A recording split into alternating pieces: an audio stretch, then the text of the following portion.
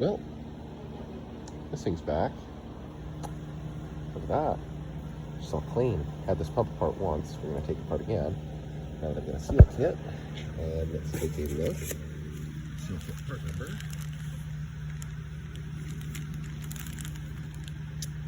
This is from Stanadyne. Contact your local Stanadyne dealer for a seal kit, also for a wavy washer. Speaking of which, I'll go look for those in a minute. And for any cam rings or advanced piston assemblies, housings, etc. So I'm going to fully tear this down and I'm going to explain each part and what it means and what it does as I go through it. Now that I know what's going on with one of these pumps and how they work. I was able to take this one apart, completely clean it, the tank of diesel fuel, and then put it back together with ATF to keep it from rusting or seizing until I could get back to it with my parts kit. So we'll start by removing this advanced piston assembly so that way I can fixture the housing in this vise. Make sure that your workspace is clean and somewhat organized. I'm going to be doing most of this on this table here, laying out the parts so I can put my seals and everything and ship it. We'll also do some measuring and some inspection of parts and look to see if anything is bad in here and needs replaced. I'll show you wear items on these that can be a common problem. First things first, I'm going to take a pick and I'm going to remove one of these E-clips. Doesn't really matter which side. I'm going to face the E-clip down toward the body of the pump so that way it doesn't go flying. Then I'm going to pop it off like that. If you pull it up towards you, it can go flying. So I pop it down there. I'll just put that right there for the moment. Use the pick to push that back through. I've cleaned it up and lubricated it with oil already. Pull this advance. Note the trimmer screw. Do not mess with this trimmer screw adjustment unless you have a calibration stand with the capacity to set the timing advance to 5.25 degrees, wide open throttle at, I don't know, 1600, 1400 RPM. With that being said, we can go ahead and grab a pair of needle nose pliers and gently pull out this advanced piston, note the orientation of the piston. This guy goes out for the trimmer screw to hit against, like that. Inside of here will be a piston and a spring assembly. You might be able to get the spring assembly out. Wouldn't recommend doing this if you intend on reusing this seal right here. There it is. So there's the spring, and attached to the bottom of the spring should be a little piston. The piston stayed down in there. Oh, that's okay. We'll leave that right there. I'm going to work on getting this little seal out first, maybe pull that piston, just so I don't lose it when I'm putting it in the vise. These are all going to be SAE width and size nuts. So, this guy was the trimmer screw piston, and this was the control assembly for the amount of fuel going in. The spring pops onto this valve like so, and then this seal pops in like that. So I took actually I don't remember which way this pops in, I'll have to look at the video, but notwithstanding, that's why I take lots of pictures. I put the screwdriver in there, small blade, and I gently pry it up, kind of pry it around until it came loose. No need to force it in these guys. The other thing I'm going to note is that I grabbed the vise on these two chunks of steel, and I don't go super hard, and that allows me to fixture this pump in the vise without welding anything up. But if you don't want to do that, you're more than welcome to take a chunk of sheet steel, cut some holes in it, and then bolt through it, and put that in your vise, and that can be a holding fixture as well. Oh, this wavy washer is from deep inside this pump. Disregard that. You'll want to get a replacement one of those when the time comes. I am also going to take this pick and remove this O-ring. This is where the pump housing seals against the injection pump gear housing. Oh, you little I'm going to get that off. It requires two hands, this being a piece of shit. And then I'll go ahead and fixture this in the vise and we can work on the top cover. Next thing, I'm going to take a 1/4 inch socket and a driver. Take these loose, just like that. And we can pop the fuel screw access cover off. Down in here should be cam ring. And if you wanted to access the fuel screw, you could turn the drive shaft or the engine and use an Allen head to access that. Well, I don't recommend doing that. Set that in there. Now we'll fixture this sucker. That's out of the way. First stuff clean. This is the model of pump that I'm using. I think this one was built in 11 of 1995. There's a date code stamp on the inside of the housing behind the hydraulic head assembly.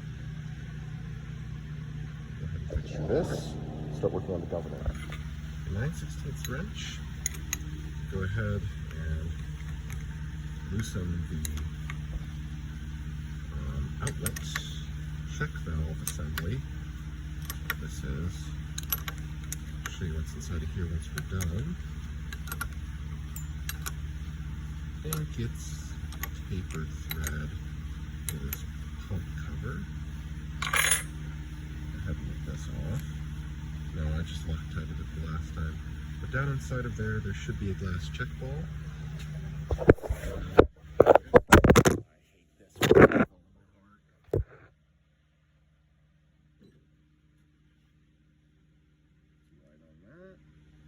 I think this headlamp's about dead. I hate this headlamp too. And you can see how it kind of springs in and out there. You'll feel a little bit of resistance. That glass check ball should go freely in and out. That will let the excess governor housing, quote-unquote, pressure, the residual transfer pump pressure, out of that outlet.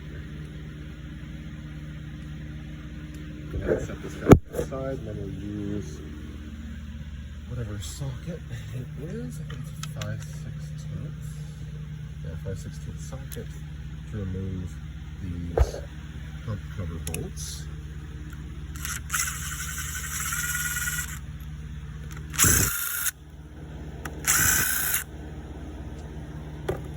Go ahead and pull this pump cover off. Kind of slides up. Now there's this armature that my pinky's touching. As you can see, it's got a flat spot on the bottom, another flat spot right there. And that flat spot should touch against this part of the governor assembly. That is no fuel. That is full fuel. Right? Full throttle, no throttle. That's the idle screw, and it's sitting against the idle stop back here. Man, I hate this headlamp. So that's full fuel, and that's your idle throttle stop screw. I wouldn't mess with the trim on this either. I would turn this up to 800 or 900 RPM just for a little bit more fuel idle. Keeps the oil flowing a little better. So this is the governor linkage. This is the guide stud, and it's adjusted from out here. There's a jam nut. This is the metering block assembly down in here. This yellow thing with a little spring on top of it. The metering valve is down in there. And this is the stud that attaches to the governor linkage. The governor linkage interfaces with a thrust sleeve driven by the weight basket down here. And this is the guide housing with a low idle screw and a high idle, or low idle spring and a high idle spring. There's another smaller screw inside of this guide block. It's the guide block, that's what it's called. Inside the guide block, there's a small spring that pushes against this guide stud, so be sure when you're pulling this out that you don't lose the spring that's inside of this. The first thing that I'm going to do here is work on getting this throttle shaft apart. So I'm going to drive this pin out, remove this T25 hex head, and then pull this face cam all the way off. You have to pull this screw all the way out. There's a little washer in behind this face cam. This face cam controls the timing of the injection pump. So this is 4 degrees before top dead center timing from from 0 RPM all the way up to like 800. And then this is 16 degrees before top dead center. Up here, full throttle. So this would be 16 degrees, this would be 4 degrees. And then in here, so this right here corresponds to 22 to 2400 RPM. This corresponds to 6 to 800 RPM. I don't remember the spec, but that's roughly how it works. As it pushes that face cam up, it actuates the cam in. The cam pushes a plunger. The plunger has a stud. There's a ball on the end of it, and that ball moves back and forward. That ball and stud moves the cam ring. The cam ring actuates the rollers and shoes, which push the plungers, which pushes fuel through the delivery valve up into the hydraulic head out each one of these different nozzle line outlets. But that advances the actuation cam with respect to the rollers that come into contact with it. It's important to note too that cam has to be orientated the correct direction, clockwise rotation and counterclockwise rotation as viewed from the drive end of the pump. So this is the drive end, this is the outlet, or this is the inlet end, this is the transfer pump, and these are the outlets. But anyhow, we'll focus on that when we get in there. I'll go ahead and drive this pin out and get this throttle assembly pushed out that way. Okay, so take a pair of dikes and a rubber hammer, grab the pin from one side and hit on the back of the hammer, pull the pin out, rotate this guy around, and then I'm pretty sure it's a T25. It might be a different size, but a T25 seems to fit. And then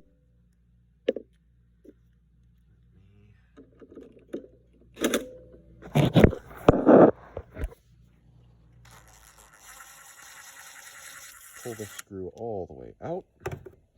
We'll set this face cam up later. And then the washer came with it this time, but as you can see, there's a little washer there. So the washer, face cam, screw. Now, you can see the throttle shaft should move. So we're going to take a thin blade flathead screwdriver, and we're going to go down inside of this. You can see there's this little notch right here, and the spring is retained by that notch. And we're going to work on getting this spring out. Okay, do something like no. Come on, honey. There it goes. And that is your internal throttle return spring. Although the spring assembly and the guide block and the tightness of the throttle linkage mean that you need one external to the pump to return it to idle.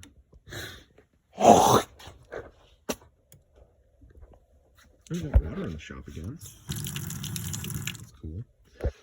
Okay, so now with that done, we should be able to loosen this guide stud. So the first thing that you're going to want to do is get a 1/2-inch wrench and loosen this jam nut off. And then you'll want a 3/8 wrench, and you want to hold that jam nut as you pull this guide stud out. I'll show you that once it's done. Note how far in it is now. All right, note how 5 or 6 threads are out of this, and there's this little washer rubber sealing ring behind the jam nut to keep the transfer pump or residual pressure, the governor housing pressure inside of the pump. So we've pulled that guide stud out. Note just exactly how far it is in. If you're just going to reseal your pump, put, you know, like a new weight basket or something in it, you're not changing any of the specs, just put it right back to where it was originally. Otherwise, you'll have slightly different wide open throttle and idle specification. There. So now that we've got that out, let's take a pair of needle nose pliers, kind of clean, get some of the schmo off of, and lift it out like that. Now don't drop it down in there. That is what it is. But note the orientation of the spring, and now inside of this fucking piece of shit guide block, there's 2 channels. So this bigger channel, the top piece, is for the throttle shaft here, and it'll stop there. And this lower notch is for that throttle return spring to sit in. Go ahead and set that off to the side. Now we should be able to flip this throttle shaft out. Set that over there, and we'll grab this little return spring. Next, we should be able to pull this governor assembly off of this stud right here. It'll just pull straight up and off. It's the bigger of the two holes. The smaller of the two holes is for the governor spring. And then this should pop up and out. You probably can't see it very well down in there, but there's this thrust sleeve, and these are the weights, the governor fly weights, and this is the weight basket right here. But this engages that thrust sleeve like that. So those two little arms go into two slots just above these two little nubs. I hate this headlamp. Okay, so we'll set this governor linkage off to the side. Don't go stupid strong on it either. That doesn't help nothing. These parts especially are quite delicate. And then grab the metering valve. Come on, honey. Okay, so the metering valve serves to limit the amount of fuel being supplied through the rotor to the plungers before they can compress the fuel, independent of the position of the flyweights and governor. You can't really get this messed up, but there are different shims that you can use to adjust the depth, and I think the depth of this metering valve, and control how much fuel it gives. The last thing that we're going to do is right down in here, that is the vent wire, which allows air out of the supply side, the transfer pump pressure. It allows air up into the governor housing to be returned to the fuel tank and to be dispersed. So we're going to take a 1/8 inch hex socket. If it would quit being a piece of shit. Yes, so that's a 1/8 inch, I think. And a 1/4 inch. Yes, 1/4 inch. I hate doing this shit one-handed full of diesel fuel. Go ahead and just very gingerly start it.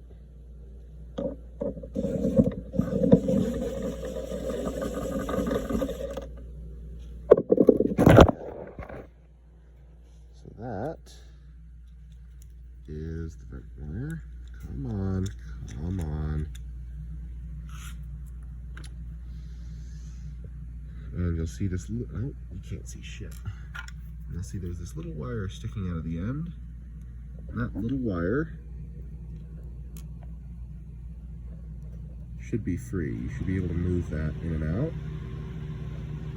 Yep, and you can see it's kind of spinning there as I'm holding the vent wire housing. Yeah, so if that's not free, then you'll have to get another one of these. Just know that goes in before all the rest of the linkage. Otherwise, it'll just put transfer pump pressure straight to here, and you won't get any fuel back or out to the ejector lines because it'll all be going back to the tank. With that being said, don't forget the vent wire. If you try to pull this hydraulic head out of the housing, you will score it, you will shear that, and you will render the housing unusable. I don't think we need to take this screw out. I don't think that's used on the automotive applications of these pumps. The next thing that I'm going to do is remove this threaded cap screw retaining this inlet housing while the pump is still here. What we can also do is, I think these are 1/2 inch. These halves? Yeah, these are halves. We can loosen off these two screws. As you can see, I didn't tighten them. These hold the hydraulic head in. I'm going to take them both out right now while the pump is still up like this. And set those off to the side. You would have to loosen them. And I believe that there's a little sealing ring that goes around them, maybe? Maybe not. We'll see. But we'll set these off to the side, like that. There's the standardized spec of how to tear this pump down, but as long as you're smart about it, you don't have to. So you can see I didn't tighten any of this down. This is a 5/32 hex key, and it has these teeth, which, yeah, they're two-way teeth, so that doesn't really matter. We'll set this guy off to the side, like there. And then we'll go ahead and take, I think it's a 3/4 inch wrench. Yes. And we'll loosen this off. And with it will come a pressure ring. I don't remember exactly what it's called, but it sits against the inner surface right here of the hydraulic, or of this inlet housing, and it applies pressure to this filter assembly. So we'll pull this filter assembly off. I'm not going to disassemble this. If you decide to disassemble it, you take this off with either 5/32, I think, a 1/4 inch socket, and then you pull out a spring and a plunger. But you must note that that spring and plunger assembly sets the transfer pump outlet pressure.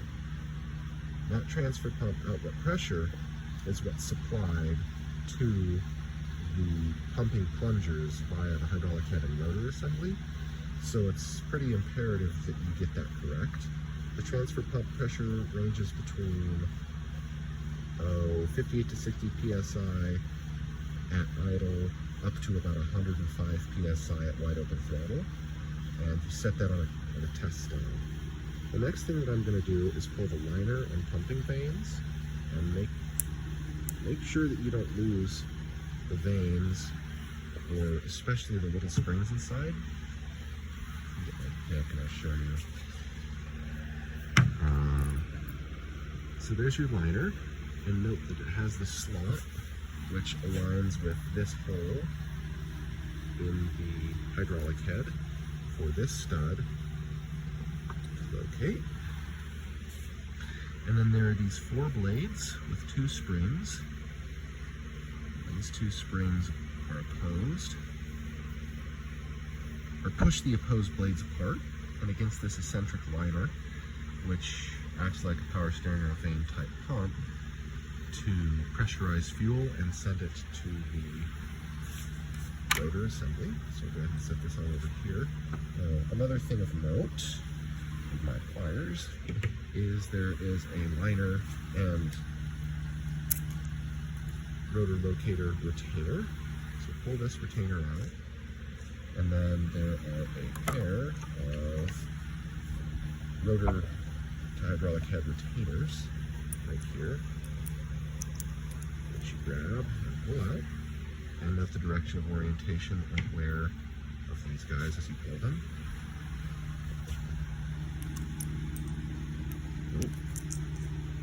Just like that.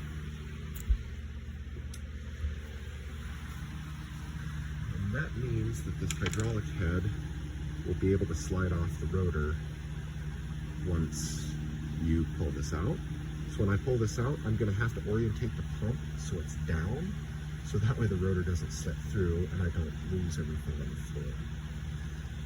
Alternatively, you can leave this liner and rotor retainer ring on, so that way these rotors don't come out, and that way whenever you pull this hydraulic head, the rotor doesn't slip through.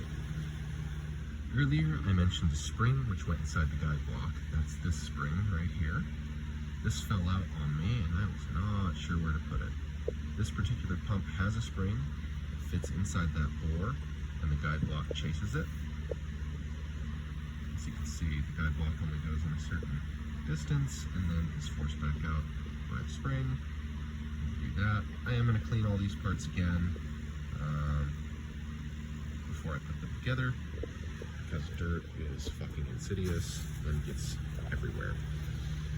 Now that we have the governor assembly and everything up top taken out, we have the advance assembly taken out, the pistons, etc., and we have these 2 retaining screws and this access plate out. I'm going to go ahead and flip this pump and mount it upside down. Once it's upside down, we'll be able to get to the advanced piston assembly and pull all that out, as well as the last retaining screw, we should be able to pull the hydraulic head out of the housing, and we'll be able to pull the drive shaft out of the front of the housing as well, or engine front of the housing. With the pump fixtured lightly in the vise, as so, I cracked this access screw loose using a 1/8 inch hex key. Go ahead and set that off to the side like that. With that hex key out of the way, let's grab a magnet. This fancy schmancy Matco magnet.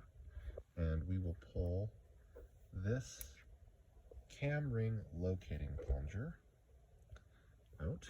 This plunger is what actually forces the cam ring back and forth to advance or retard fuel injection timing. I'll set that right there. Now, we need to crack this screw loose before we remove the pump from the vise. I thought I had a 3/8 ratchet over here. I do. Honey. I think it was any more than finger tight. Yes. And that is a 5/16 head hex key. Use that hex key to make sure that she's free by hand. And then I will set this upside down on the bench to finish removing the advance piston. Now that the pump is on the bench, I went ahead and used a mallet and a 1 inch to crack loose these plugs. The plug with the hole in the seal goes here on the side with the advance cam and advance armature. The dummy plug side goes on the side without it. If you were to reverse these, you wouldn't get any timing advance, and the engine would probably run like shit and have no power. I mean, it already doesn't have any power. Okay, so note that the side with the hole comes out of the advance side. What would be the left-hand side, I think. Front of the engine, top. I don't know, advance side. I ain't doing the flip in my head. And that these 3 slots go toward the outlet side of the pump. And that the single hole goes towards the front of the engine, and it slides just like that in its bore. You want to check up and down for play. Oftentimes these bores with the ultra low sulfur diesel fuel nowadays will wear out because this is an aluminum housing and a hardened steel piston. You can also take a snap gauge with inside micrometer and measure the bore and measure the outside diameter of this guy and see if the bore is oversized and needs a bigger piston. I believe bigger pistons are sold. You can also have a local Stanadyne dealer or machine shop machine you a new bore. I also removed that screw completely. Go ahead and set these 3 off to the side. Like that. This hydraulic head should be ready to pop out. One thing that you can do is fixture this in a vise and beat lightly with a plastic hammer, like so, to remove this hydraulic head. I actually think that did something. I think it's popped out a little bit there. Don't want to go super tard strong on it, but that'll help to get that seal, which can be gummed up and full of crud that's gotten in there over the years, past that crud, and once that seals out, you can pull this hydraulic head fairly easily. Do note, though, that if you're going to pull it, you need to pull it without these retainers on it, that you need to pull it so that way you won't lose the weight basket everywhere. Have to go looking across your shop for some parts. So, this is what it looks like if you take that rotor retainer out. The hydraulic head will come out first, and then the rotor and rollers here will try to fall out and go everywhere, and the pump plungers will try to fall out, and all these weights will try to fall out. So let's start here with cam ring. Note the orientation of the arrow on the cam ring as you pull it out. You want to inspect the cam ring for spalling, for pitting, and for cracks. I think these are all sittered iron in this application. I believe this arrow corresponds to the drive direction from the driven end of the pump.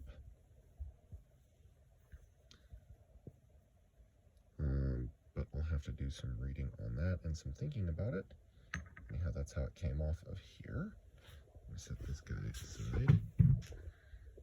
Then you have a pair of rollers and shoes, which should come out without a fight.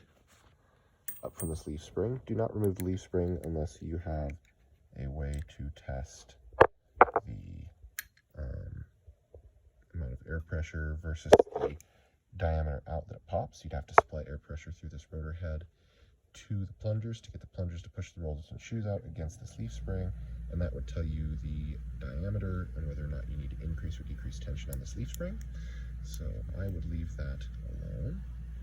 Check these pumping plungers, or check these rollers and shoes for wear, for scoring, again for pitting. Also look at the thrust sleeve in a minute. That. Rollers and shoes. Put these off to the side right here. Next, we're going to take our pick, clean that off, and we'll go ahead and push these plungers through. These plungers are reversible. They're matched parts, so don't go mixing plungers between pumps, but if you need to flip directions, that's fine. Note the wear patterns. As you can see, there's a more worn pattern on the one end than there is on the other, so I'd probably hit these flipped around, but it doesn't really matter. These plungers don't move all that much. They're just displacing such a small volume of fuel, so generally the bore of those pumping plungers doesn't get damaged. The cam and rollers will get damaged before the bore. Now, let's go ahead and set this guy on the hydraulic pump. Oh, and you don't want to be handling this surface or this surface right here, or the inside surface of this hydraulic head. They're very finely machined parts. Try not to get them full of contaminants. These governor flyweights sit in there, like that, I think. And then this thrust washer sits like this against the hydraulic head, and then this thrust sleeve goes in and out, like that, to interface with the governor arm linkage assembly. Go ahead and set all of these off to the side here. And when I'm reassembling this, which will probably be a different video, I'll go ahead and do it actually according to the standard manual, because that is quite helpful. While I'm not going to do it here, I'll show you one major cause of issues on these pumps. As you can see right here, there is an external snap ring. This external snap ring retains this weight basket assembly. As you can see, this is a single piece weight basket. There's a chunk of steel here that is directly riveted to this weight basket. On older style pumps, this one is off of a 6.9. These are all tranny parts, don't mind that. There's the external snap ring right here. This is a 2-piece weight basket, and as you can see, there are 3 rivets with special heads on them. And then this is the piece of the weight basket that is attached to the rotor. Now, there's little bits of elasticast, quote unquote, some sort of polymer plastic, and as you can tell, it gets very brittle or shitty. That elasticast, quote unquote, bridges the gap between these 3 rivets and these 3 rivets, and helps to reduce the amount of harmonic vibration transferred from the gear train assembly being driven, of course, by the motion of the pistons and combustion therein. Helps to keep that torsional harmonic vibration from the hydraulic head. You don't need that. Get one of these 1-piece weight baskets. They're $90 or $100, but it means that you don't have to replace that elasticast piece of shit, or worry about it messing with your engine timing. That being said, there's nothing on this hydraulic head that I'm going to take apart. Make sure that you keep this super clean, because from here, there's some slots down in there for charging and some slots down in there for outlet. I think these rectangles are for charging, the rotor with fuel, and then the offset circles are the passages that go out to the injection nozzles. So I'll set that like that. As this rotor spins around, fuel is charged in. It travels, right, so that the transfer pump assembly puts transfer pump pressure into the hydraulic head. That charges into the rotor. That goes down through the delivery valve assembly, one way. It pushes the plungers apart until it hits against this leaf spring. The rotor moves. This port is no longer in line with the charge. Once that's moved, the cam ring compresses the rollers and shoes, which compresses the plunger and causes an increase in pressure in the pumping chamber. As the rotor moves, this then aligns with the outlet ports down inside the head. Fuel is then let past the delivery valve assembly inside of the interior of this bore and is let out this outlet passage. Pretty sure that's how this works. I don't know if I have the port direction right, but it's one way or the other, and that's why they're offset.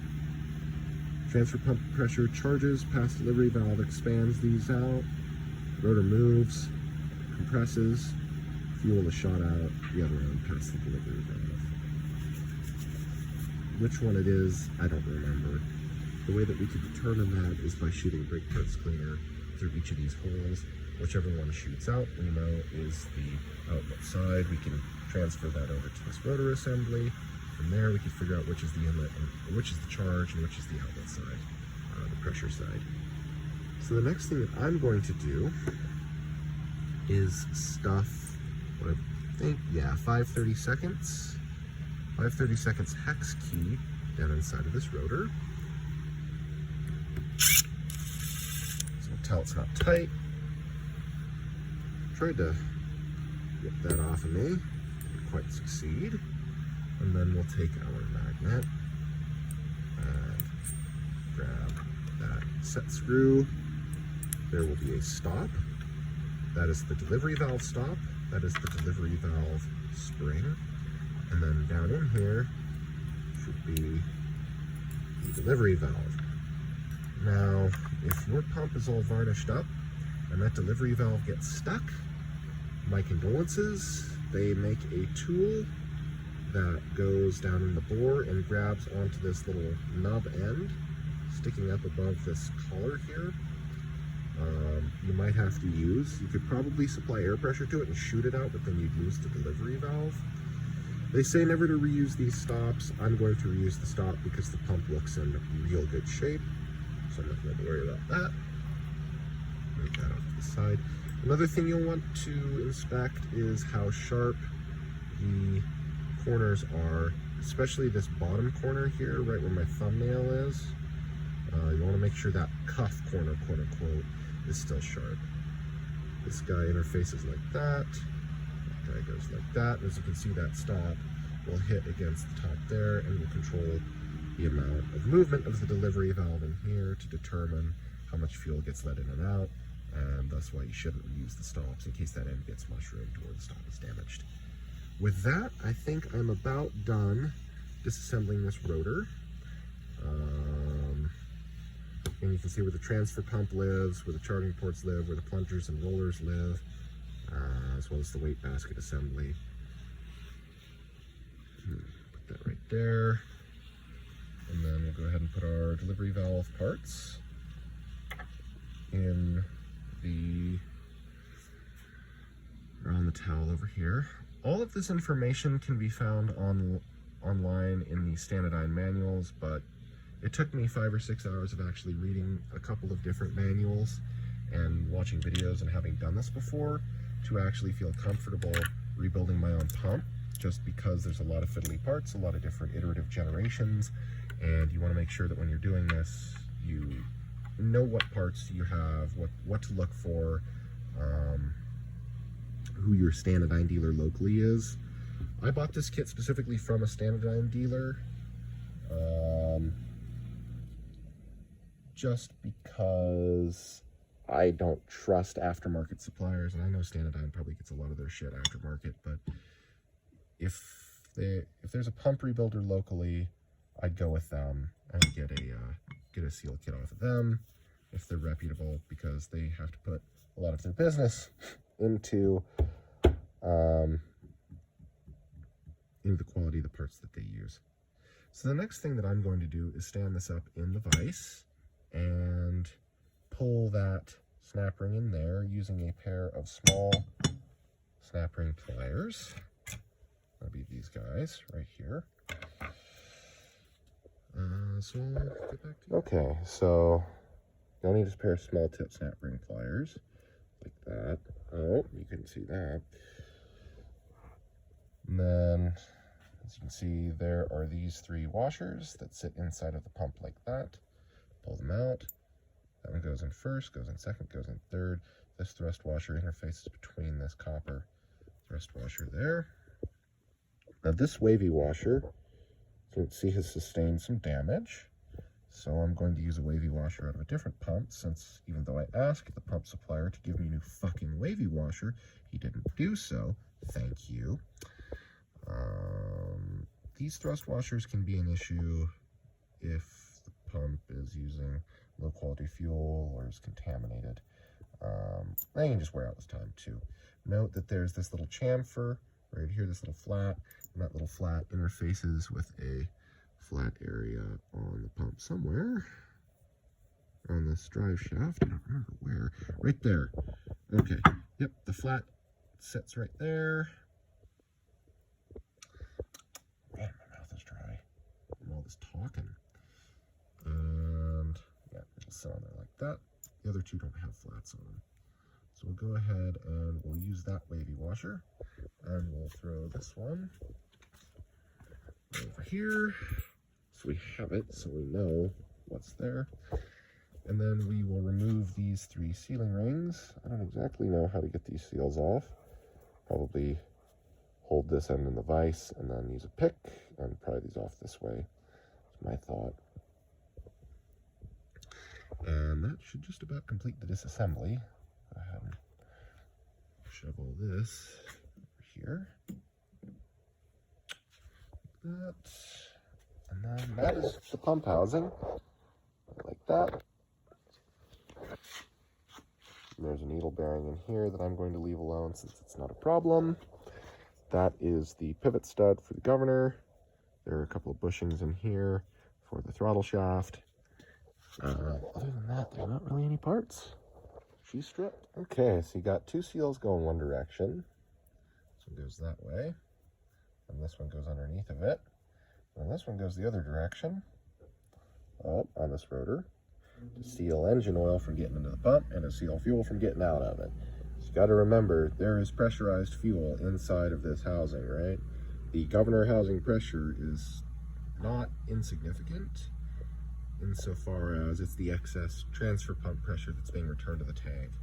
I don't remember if it's 5 or if it's 50 psi, but any psi is enough to leak out. So make sure that these seals are in good condition. As you can tell, this one broke on me. The seals don't feel terrible, but the fact that it broke when I was being gentle with it with the pick, probably time to replace these seals. Boy, if I can think of anything else in here to strip down, there's really not a whole heck of a lot. We'll replace a couple seals on this governor shaft, these 2 right here. Oh man, that fart stank. The governor housing has this brown gasket that goes around the top of it. There should be a little O-ring right here around this guy that we can replace. I've already done that. Of course, that's the outlet back to the tank. This seal or this gasket for the mounting flange will replace. Of course, replace this rubber for the access cover. This seal right here is pretty important to do on the advanced piston, just in case it starts leaking. There is a seal that goes on the inlet housing here. As you can see, there's a little spot for it to sit, and that sits inside of the rotor housing. There's also a seal on the outside of the rotor housing right here, underneath these holes. That guy, replace that one. I think this seal is an oval seal that sits down in there. Stanadyne manual specifically says that. There. This inlet you have to seal up one way or another. I have my own supply and return set up, so I'll reseal that. It also comes with a new washer for the advance cam. This kit does anyways, which is nice. I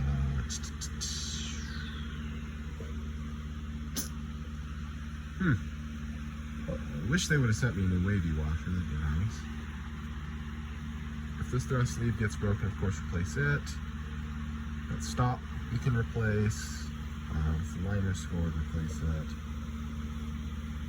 Yeah, I'm gonna work on getting stuff cleaned up here, and I'll start a different video, and we can begin pump inspection and reassembly. First thing that we're gonna do is take our caliper, measure this drive shaft tang. It's 385 or 308 to 309 thousandths of an inch. The min spec is 305 thousandths. That's good. We're also going to take a look at this delivery valve. I don't use all these parts. I just used Can Brake Clean. Earlier I used diesel fuel. But you want to make sure that this cuff right here is sharp.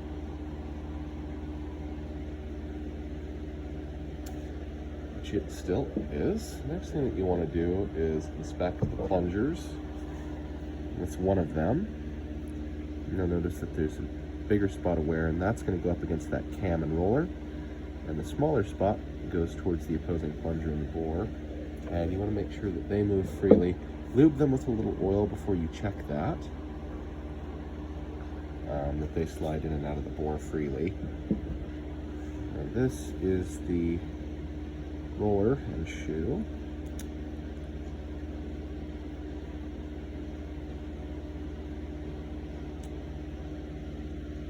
Now these slide together. Don't try to force them in. Slide together like that, right? And you can't pull it apart. Like that, you have to slide it off. So look at the edges of this, especially where that leaf spring sits. You can see that there's a slight color difference here. Make sure that there's not a sharp stepped edge right there that the leaf spring hasn't been wearing. Also take a look at the roll or the shoe here to make sure that there's not excessive scoring, galling, pitting, or any cracks. And then take a look at this roller to make sure that there's no galling or issues with that. Again, I'll coat all of this in oil as it goes back together. Let me see what else. Another thing you can look at is the edge of this leaf spring. So this is the leaf spring. It's retained by the screw, and that is set from the factory. Don't drop this. Look at the edge of the leaf spring again for a mirroring sharp edge. Kind of feel it with your fingernail. This one's definitely got a little wear in it, but it doesn't feel excessive, probably 10 thousandths worth.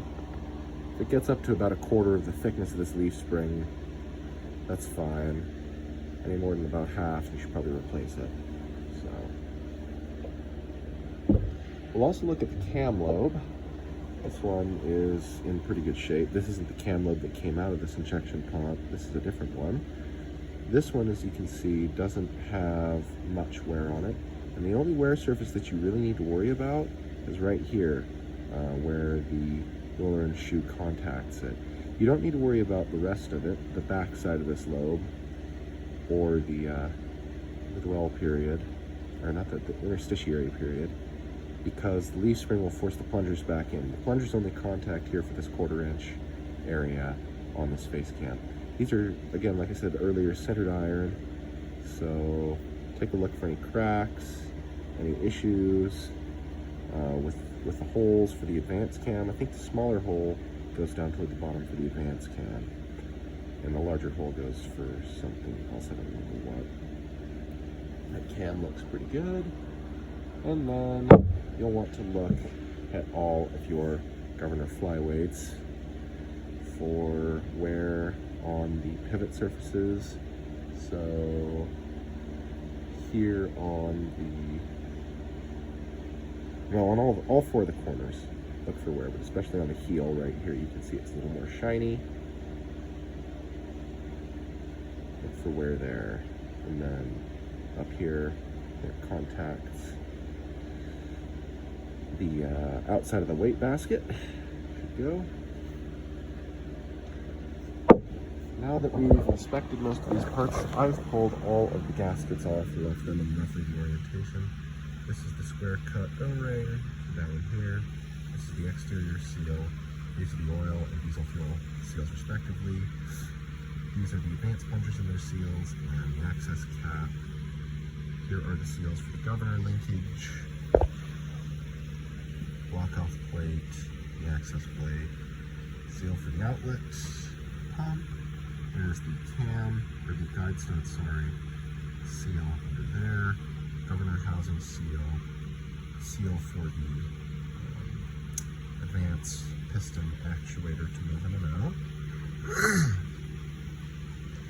Of course, the main oil seal to the pump mounting flange. I'll also replace this little washer with this guy right here. A light washer. Other than that, I don't see a whole lot of seals in this pump. Pretty simple. Oh yeah, this locating and retaining bolt, which goes on the bottom, which has a special pass-through for fuel. Has a seal on it. So I'll put the seals on as we reassemble the pump. And oh, if I see anything else that I missed here, oh yeah, there is a little seal on this guy, so I guess I'll pull it off, a little brown seal. But yeah, if I see anything else, I'll note it as I reassemble. Well, here are the old seals. I don't know, maybe I should set all the old seals over on a rag. The new seals I got on. If you don't believe me, you're not a very credulous person, and you should probably hail pig more. I am using ATF, Valvoline Max Life shit I got on sale. This seal goes, this seal goes down this direction, these two seals go up. The shaft is lubricated, you can see there's some oil on it as well as the seals themselves.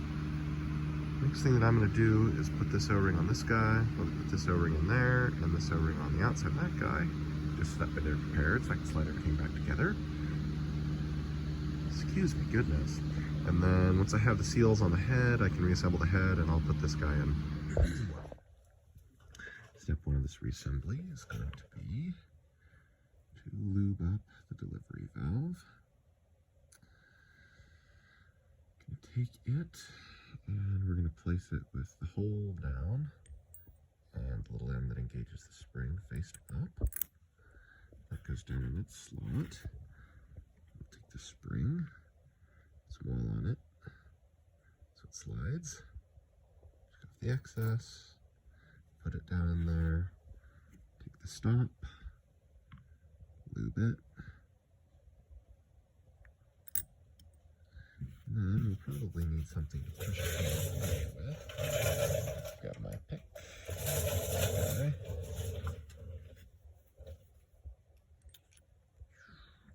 You just feel it's kind of springy down in there. Just got some oil on the spring. Yeah, that's a little better. Then we take our set screw. Kind of a, here's my watch it.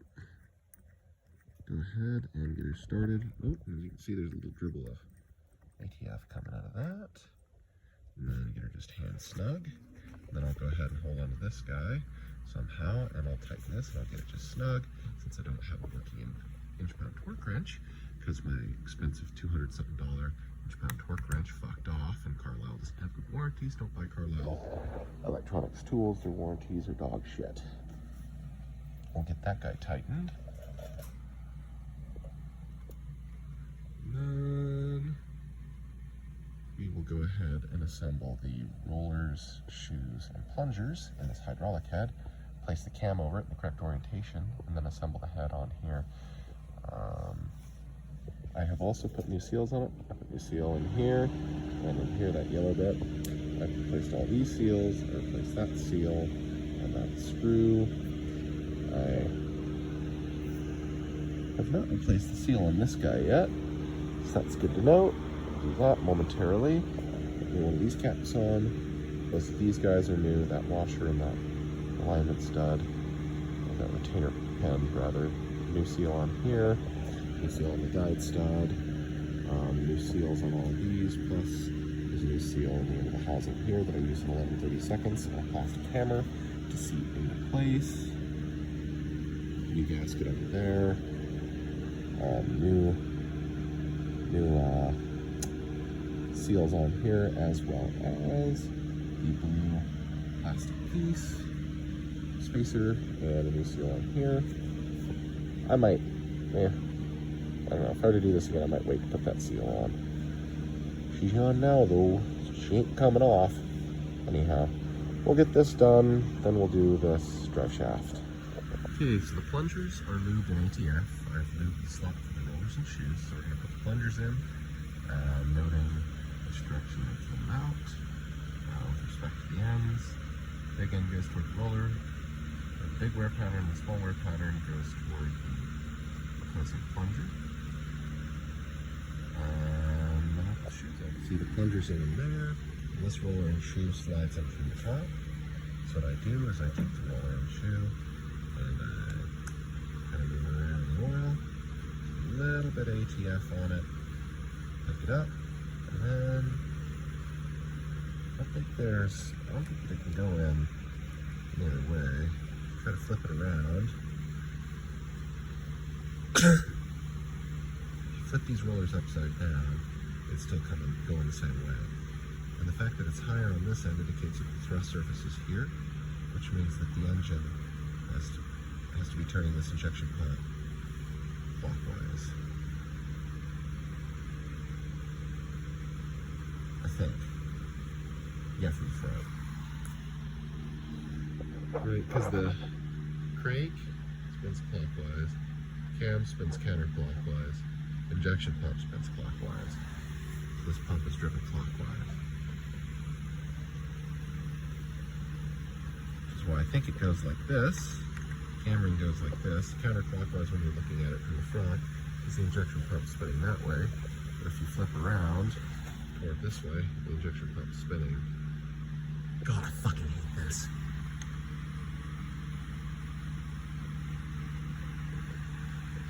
Alright? So be anti-clockwise looking at it this way. It would be clockwise looking at it this way. So the camera has to go like this. So lube the inside diameter of this housing where this drive shaft goes, and lube the outside diameter, and then lightly turn it and kind of bonk it with your hand. Not super hard, just the open palm to get it to go in, and then make sure that she spins freely. It spins. Yeah, it spins freely. There's no real resistance in here. It doesn't feel like anything's binding up at any point. That indicates that the those sealing rings that we just replaced and put in are in good shape. So next thing that I'm going to do is put in this washer assembly right here. Might go do this on the bench vise by putting in the two plugs right here just temporarily to hold it, and then I don't think it really matters which way goes out. I'll probably put this way out. Alright, so once that washer with the flat edge, you can see that flat down in there, is installed, we'll install the wavy washer and then that snap ring. This small pair of snap ring pliers, 3451, I was able to get, this thing really doesn't focus. Okay, so you see those two holes?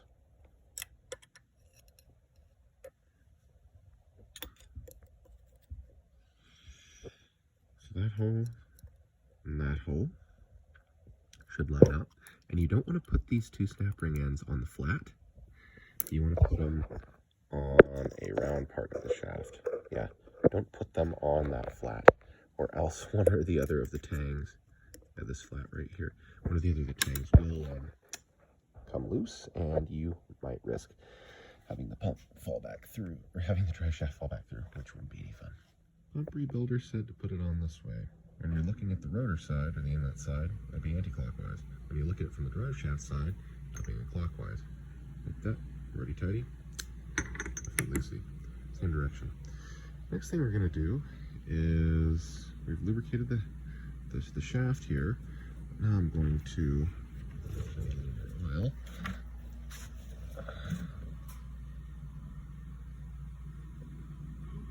Careful. That's why you put it back down. Some of that oil. Lubricate this head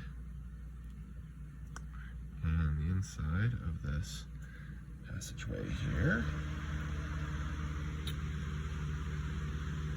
Just to keep anything from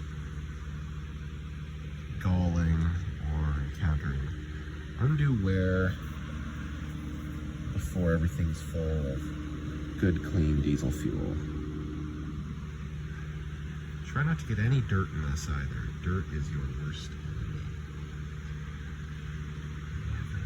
Over. No, there's no way to put them in the other way. Is there? Drop your hydraulic head down over your Camry once you've made sure that it's going this way from the top and this way from the bottom. You've lubed everything up. Next thing I'm going to do is take a pair of these retainers, slip them in. This is the worn surface. You can see there's a little bit of wear mark on there, facing out, and I'm going to line up the cutout on this end with the hole over here. So that drops into place, and it should drop into place. The next step is going to be to lube this ring and to expand it slightly and put it where the two ends meet. Put that end 90 degrees off from the split, so that way they don't align, it can't come out. And I'll do that. Once the spring steel retainer ring is put in and is lined up 90 degrees off from the hole, I went ahead and dunked the liner, you cocksucker, in lubricating oil and installed it into its hole, and then lined up that hole with the hole of the liners. We'll just make sure that this goes on correctly and that that sets all the way down. If the holes were aligned, it would sit all the way down, so that's good. Then what we're going to do is assemble these transfer pump blades, put the transfer pump blades in with their springs, put this guy in, screw the cap on, and then we're going to shove this whole assembly in. So as you can see, I have two of the liner blades up here, the spring in between. Put the liner blades in with the spring down towards the bottom first, and then you can put the liner blades in with the spring at the top second. I don't think it particularly matters which orientation. I'm going to take just a little bit more oil, move this up, and then we'll go ahead and shove this guy on, followed by the retainer ring, which we should probably put some oil on, so everything seals and seats nicely.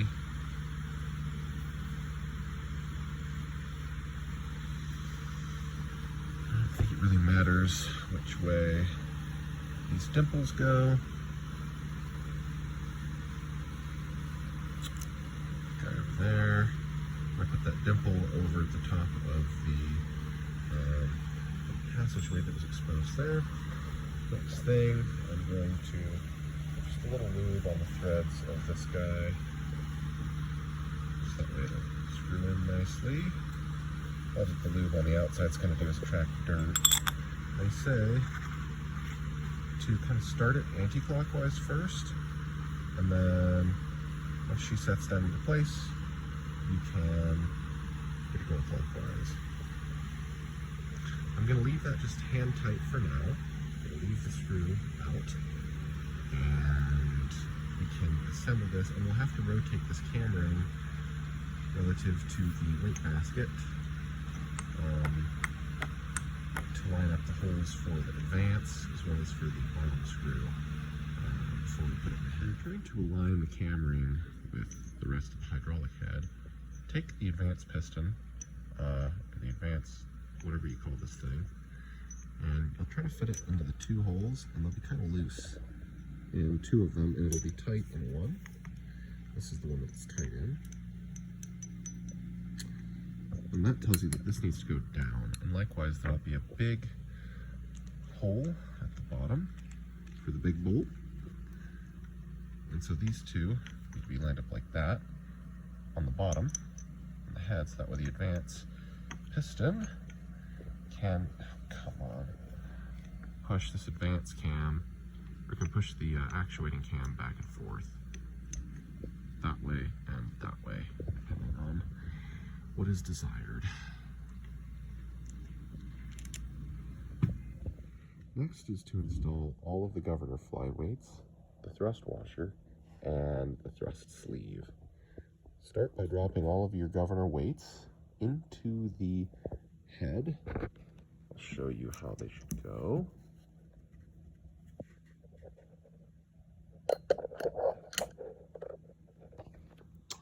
Flyweight should sit like that inside of the head. Notice how it can move up and down. The centripetal force will force this weight out as the engine speeds up and back in as it slows down. The bottom lip will, oh, no you don't. The bottom lip will, come on honey, will force against that thrust washer. As you can see, it indexes there. And that thrust washer will in turn push against this thrust sleeve in the bottom, which you can see has these grooves for oil. So that's how it should look assembled. You can see the thrust washer down in there just underneath the thrust sleeve. You can see the thrust sleeve and you can see all the flyweights. This will have to be orientated, so this is the bottom of the pump. So this thrust sleeve will be orientated like that, 180 degrees out from the bottom, so the governor armature can sit with its two teeth and can engage and can be pulled in and out by this flyweight and governor assembly. Lubricate the outside of the body of your pump. Lubricate especially that O-ring. And lubricate the inside of the housing of the pump. Also make sure that your drive shaft is lubricated. Make sure that the body or the housing of the pump is tilted slightly down so that way your governor flyweights don't come out whenever you're trying to push this in. As you're trying to push this in, make sure that all the components stay relatively aligned so that way you can realign them once everything's in, and use a slight twisting motion as you get the pump housing and hydraulic head assembled to seat it. You won't be able to thread the screws in until it is just about perfectly aligned, as the hole here and the hole here are just about the same size, and that'll tell you when it's seated. Don't go tard strong. Even with one of these, you risk breaking internal components here. Have patience and twist her together and lightly tap and pull out and twist in again if you need, but take time now to make sure that you don't break anything. All right, so as you can see, the screw holes are pretty well lined up. We'll go ahead and take a screw and check these in a minute. The vent wire assembly is also pretty well lined up. You should be able to drop the screw in there and screw that guy in. You can see it's the edge of that little chamfer right there. The edge of that chamfer is just about flush with the housing of the pump here. And what I do is I take my plastic mallet, and if I need to beat it back and forth, if I need to beat it back and forth, I just lightly hit one way or the other on one of these injection nozzles. And if I need to push it in, I beat like that on the pump. And if I need to push it back out, I beat on this end. But I hold on this end, and I go very light, and I check after every couple strokes, just to make sure that I'm not about to pop this out and lose everything. This is about the hardest part, fitting the sucker in without losing all your parts. Now that that's done, we can go ahead and put a couple screws in just for safekeeping. These guys, 1/2 inch head.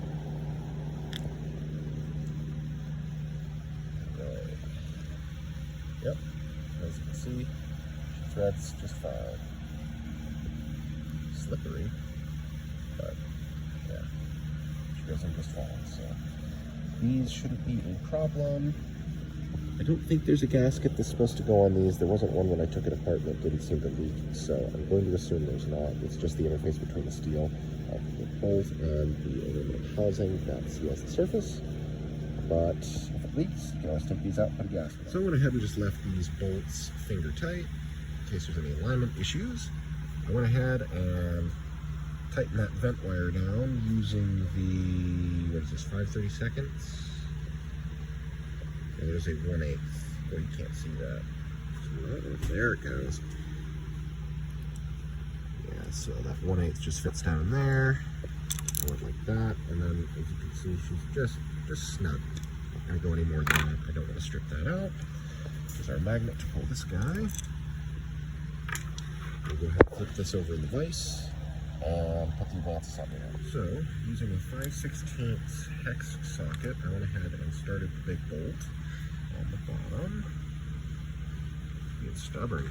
There it is. And again, I'm just leaving that finger tight for now. I'll go back through and torque all these. Next thing I'm going to do is get some oil, clean finger, and lubricate this advanced piston bore.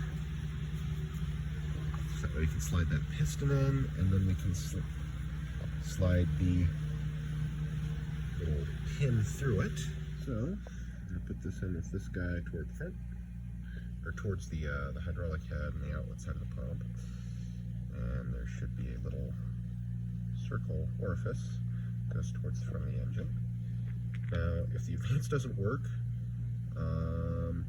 I'll know that the pump was assembled incorrectly, but that's how it came apart. At least I think so. So I am going to put this plunger in next after we've lubed it. And it should slide all the way down and seat like that. And that, instead of sliding out, should limit the amount of forward and backwards advance that the can can give. The next thing we're going to do is we're going to get the 1/4-inch head. Sounds about right. Nope, this guy, that guy, yep. We're going to tighten this guy down, like so.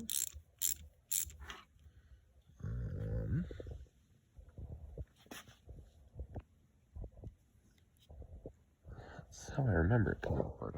Okay, so just loop this up, slide this piston and spring assembly in, and I don't think it matters which direction this guy goes. Slide it into the hole.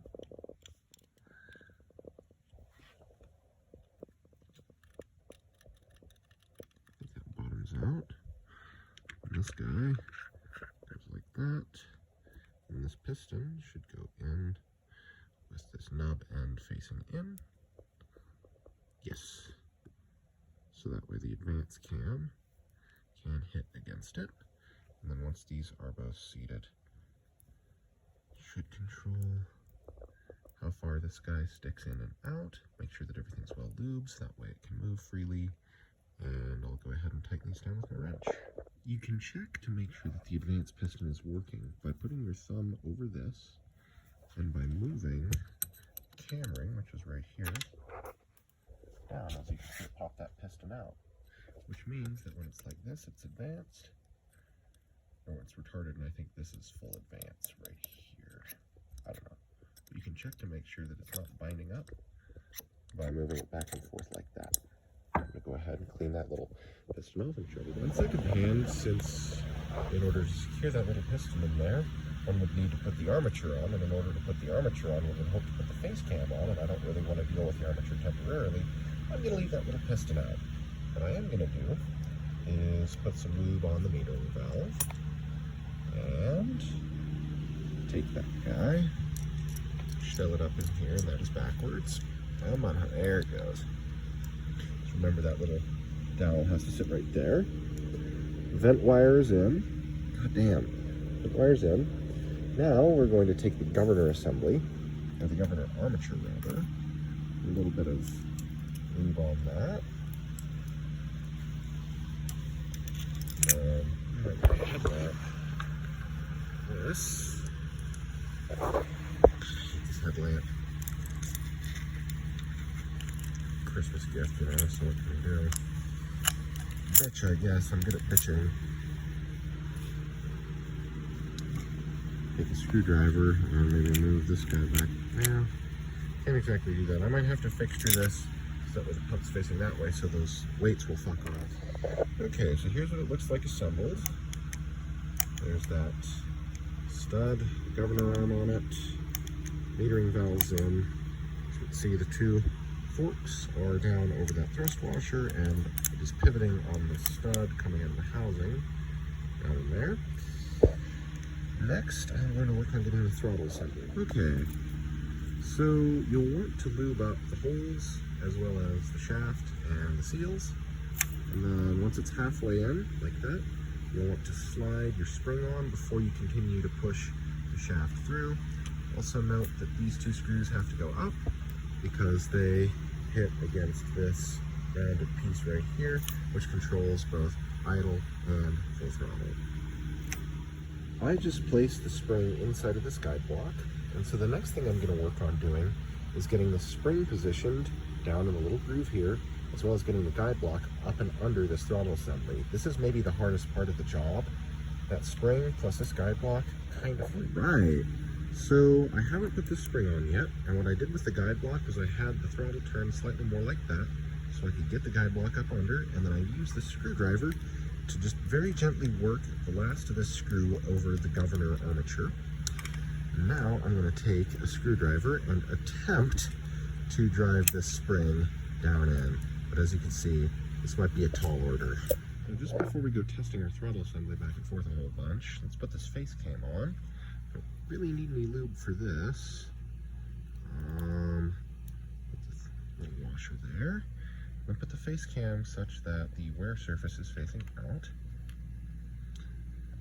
Position the face cam so that way you can start the screw on the side where the screw head is supposed to go. And as you can see, it's got a little slot under here for the shoulder and head of the screw to sit. Screw that all the way in. And then we will go ahead and drive the new pin in. Just leave that for the moment. As you can see, that it can't back out, it very quickly goes back to idle. Everything's loose, nothing's binding, which is good.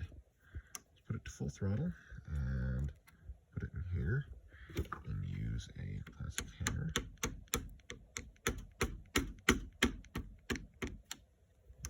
Yeah, it's being stubborn. We'll have to do this two-handed, but you get the point. There's a new gasket on the guide stud.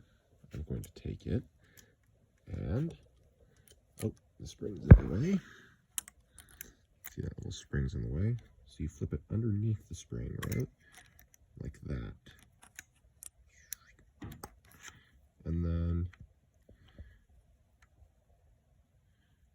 make sure, ooh, what I might do too is just make sure that little spring didn't fall out of here before I go installing this guide stud. So no, the spring hadn't fallen out. So I'm gonna back this guide stud like that, and then we're gonna grab that 3/8, we're gonna turn it in. Now, till it bottoms out, and then if I remember right, I have a spec sheet that I wrote down. I might show that to y'all. One turn from bottomed out, I think, was the spec. Supposed to tighten it up. Okay, then we'll take our 1/2 inch wherever that went, pull onto the jam nut, maybe, and loosen this groove, and turn. I can even get on it. Yeah, this might be a two-hand process. This is about the depth the guide stud was set at when I pulled it apart, so that's what I'm going to put it back to, because I didn't change any of the settings in the pump. And I think about is as good as I really need to get. probably turn it around a little bit, but I don't think it really matters. I can't set this thing up on a calibration stand, so I'm going to call that good. And that is a good working governor, linkage, guide block, guide stud, throttle, etc. metering valve. Alright, so this governor housing, or fuel shutoff solenoid, a cover, pump cover, new gasket, take that armature, and then kind of slide it forward onto that governor. It should pop into place. Just kind of sit there.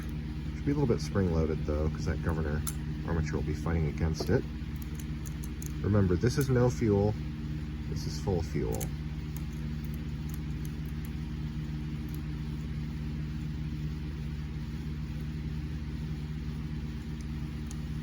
Yeah. You'll notice it takes very little tension to put it to no fuel, which is exactly what you want. Might pull this guide stud back a little bit so it's not resting as much fuel. We'll see. We'll see when we put it in the truck if it just revs and runs away. It shouldn't, but that guide stud's a little far out. Anyhow, I mean, that's where it was. Okay, so this pump cover bolt right here, come on, quit it, bitch, requires this washer first, and then requires one serrated washer, and then requires the bolt. Piece of shit.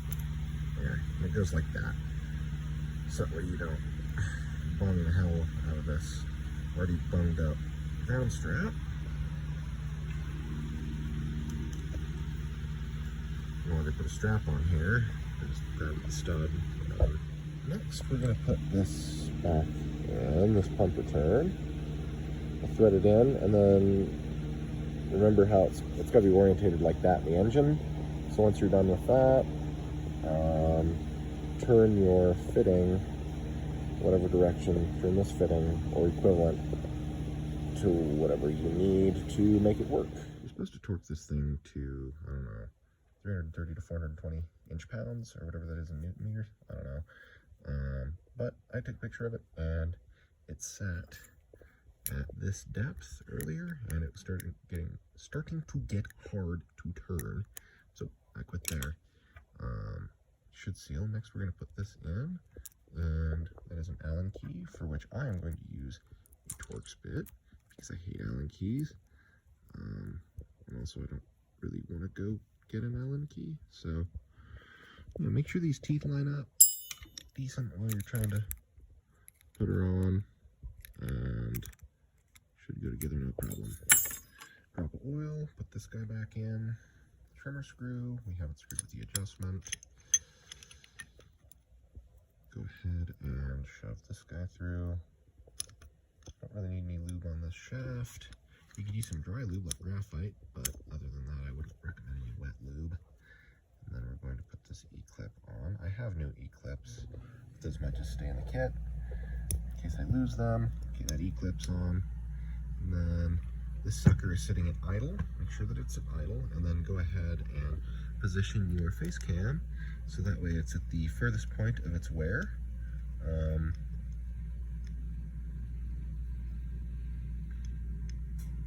Yeah, right there.